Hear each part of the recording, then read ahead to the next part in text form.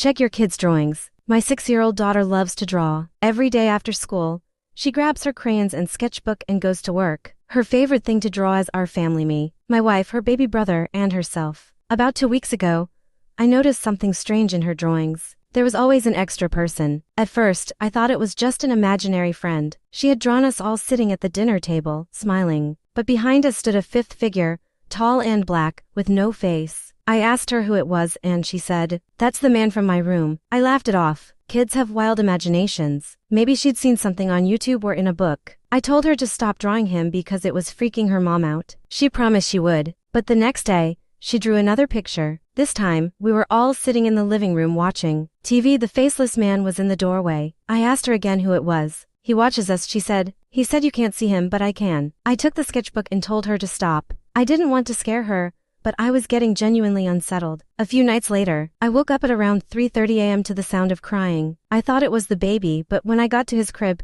he was sound asleep. The crying was coming from my daughter's room. She was sitting up in bed, holding her knees to her chest. The sketchbook clutched to her chest like a shield. "He was in my closet," she whispered. I turned on the lights, opened the closet, and checked under the bed. Nothing. I told her it was just a nightmare and stayed with her until she fell asleep. In the morning, I found a new drawing tucked under her pillow. It showed our house. Every window was blacked out except one, her bedroom. Inside, she'd drawn herself sleeping, and the faceless man standing over her bed, his arms stretched toward her. I confronted her again, but this time she didn't respond, just looked down at the floor and shook her head. I decided to install a baby monitor in her room, just to be safe. That night, my wife and I sat in bed watching the grainy night vision feed as our daughter slept peacefully. At around 2:47 a.m., we saw movement. Something shifted in the corner of the room, too tall to be her, too thin. It didn't walk. It glided slowly toward her bed. I ran to her room. When I burst through the door, nothing was there. Just my daughter, still asleep. But the monitor showed it standing right next to me. I threw it out the next day. Last night, I found one more drawing. She hadn't used crayons, just a black marker. The entire page was filled in pure, solid black. In the bottom corner, in red crayon,